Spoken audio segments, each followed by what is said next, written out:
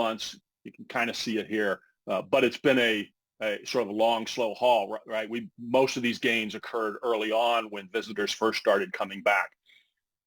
So you lose $1 billion in visitor spending. How does the economy weather that? Well, the primary answer right now, and it's something we've been talking about for a long time, is that it's construction spending. If you look at where the sort of average level of spending is in the $5 billion range, and our forecast for 2025, 2026 is closer to $9 billion, that's completely offsetting that lost visitor spending. And the vast majority of this, right, the thickness of that wedge is government contracts. It's federal money that's coming into Pearl Harbor. It's Infrastructure and Jobs Act money to fix our roads and to move our roads.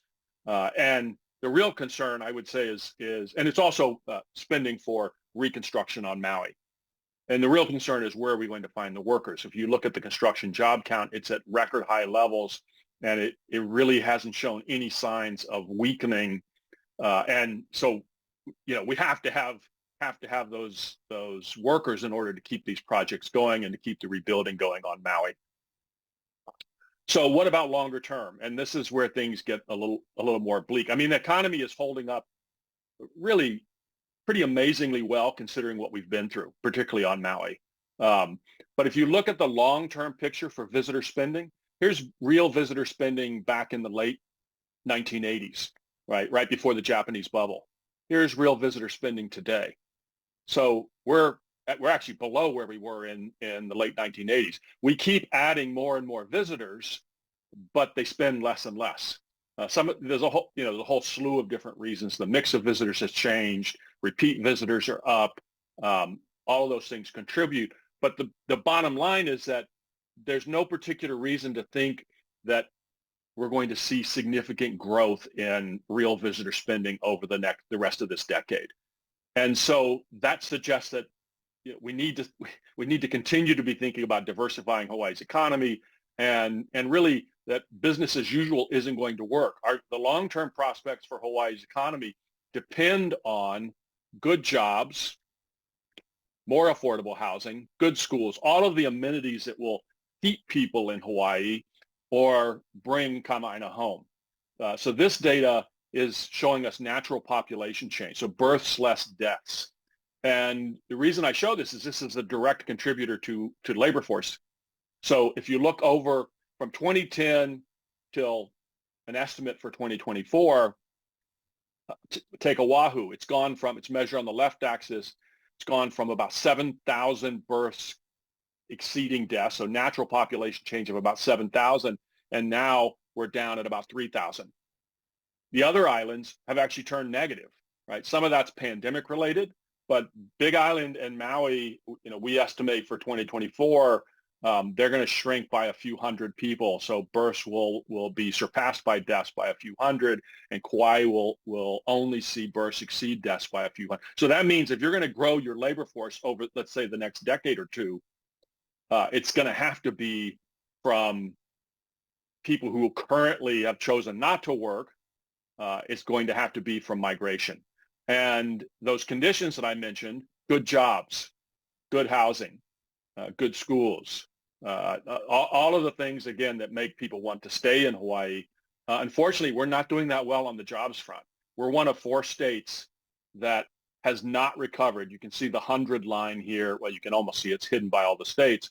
But Hawaii is only one of 4 states. This other gray line that's right on top of Hawaii, that's D.C., that still have not recovered to pre-pandemic levels of employment. And a big piece of that is because of the 20,000+ people that have left the state and the 20,000+ decline in the labor force. On the housing front, we're sort of experts in preventing housing. And so this is an index of housing regulation, and this is our estimate of what that regulation does to housing costs. And you'll notice where we are in this chart.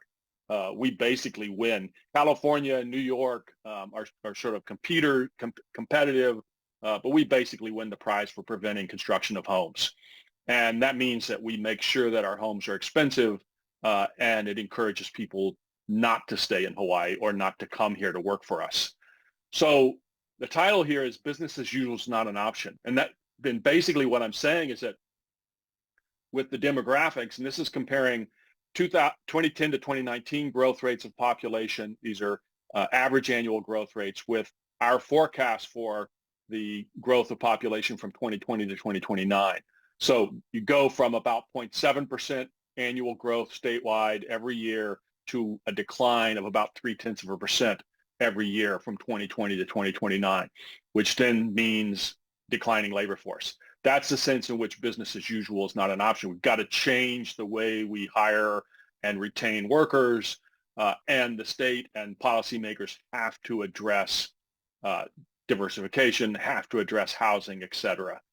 If we just keep doing the same old thing, then after a boost to economic output in 25, 26, 27, in this forecast, this really is a pre-election forecast. We could see some additional boost in 25, maybe into 26 because of fiscal expansion. And then in the out years, I think we would see a weakening growth. And, we may actually be impacted on the migration front as well, because international migrants matter to our population numbers. So really, business as usual isn't an option.